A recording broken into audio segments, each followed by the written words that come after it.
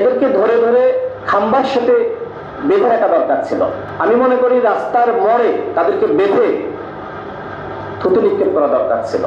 যে সরকারই আসুক না কেন, দুর্নীতি কিন্তু কেউ বন্ধ করতে পারে নাই। অন্তর্বর্তীকালীন সরকার যদি এই আইনগুলো বা এই গণশুনানি এটাকে আরো শক্তিশালী করতো, কাউকে না কাউকে তো পথ দেখাতে হবে। আগামীতে যে সরকার আসবে, আমরা তো বলছি যে এই সরকার আমাদেরকে একটা গাইডলাইন দিয়ে যাবে যে আগামীতে যে সরকার ক্ষমতায় আসবে সে কিভাবে রাষ্ট্রটা চালাবে। কিন্তু আমরা তো দেখতে পাচ্ছি যে এই সরকার গাইডলাইন দিতে পারে নাই। আমাদের বারবার কি তাহলে অভ্যুত্থান করতে হবে? অন্তর্বর্তীকালীন সরকার তো ইতিমধ্যে ব্যর্থ হওয়ার পথে। দেখেন, যারা এই জ্বালানি খাতে দুর্নীতি করেছে, যারা জ্বালানি খাতকে ধ্বংস করেছে, এদেরকে ধরে ধরে খাম্বার সাথে বেঁধে রাখা দরকার ছিল। সেই কাজটি করতে পেরেছে সরকার। দুর্নীতিবাজদের চিহ্নিত করে আমি মনে করি রাস্তার মোড়ে তাদেরকে বেঁধে থুতু নিক্ষেপ করা দরকার ছিল। অন্যথায় বাংলাদেশে দুর্নীতি বন্ধ হবে না। শুধুমাত্র আমাদের ফাজল করিম ভাই মিষ্টি মিষ্টি কথা বলবে আর বলবে যে আমলারাও দুর্নীতি চাই, রাজনীতিবিদরাও দুর্নীতি চাই, কেউই দুর্নীতি বন্ধ চায় না। তা আপনার সরকার দুর্নীতি কেন বন্ধ করে নাই?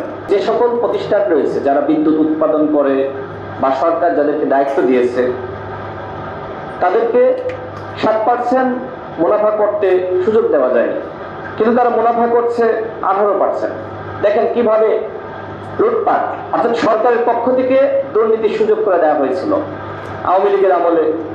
এবং যখনই যে সরকারই আসুক না কেন, দুর্নীতি কিন্তু কেউ বন্ধ করতে পারে নাই। এখন আমাদের জন্য সব থেকে বড় চ্যালেঞ্জ এই দুর্নীতি বন্ধ করা। আমরা যদি এই দুর্নীতি বন্ধ করতে পারি তাহলে জ্বালানি সাশ্রয়ী হবে, এবং যখন জ্বালানি সাশ্রয়ী হবে তখন নিত্য পণ্য বলেন, অন্যান্য পণ্য বলেন, সবকিছু সাশ্রয়ী হবে। আমি সর্বশেষ বলবো, আমরা যত আলোচনায় করি না কেন, বাংলাদেশের জন্য রাজনীতি নির্ধারণ খুবই গুরুত্বপূর্ণ। সামনে নির্বাচন হবে এবং নির্বাচনের আগে মানুষের প্রত্যাশা সংস্কার এবং গণহত্যার বিচার। অর্থাৎ দেশকে যদি আগামীতে আমরা সঠিক পথে পরিচালিত করতে চাই তাহলে নির্বাচনটা গুরুত্বপূর্ণ, এবং একই সাথে নির্বাচনের আগে ঐক্যমতের ভিত্তিতে সংস্কার গুরুত্বপূর্ণ। নায়াসিনামাইড ও স্যালিসাইলিক সমৃদ্ধ লিলি ফেস ওয়াশ, যা ফেসের ডেড স্কিন সেল দূর করে দেয় দ্বিগুণ ফাস্টার ব্রাইটেনিং।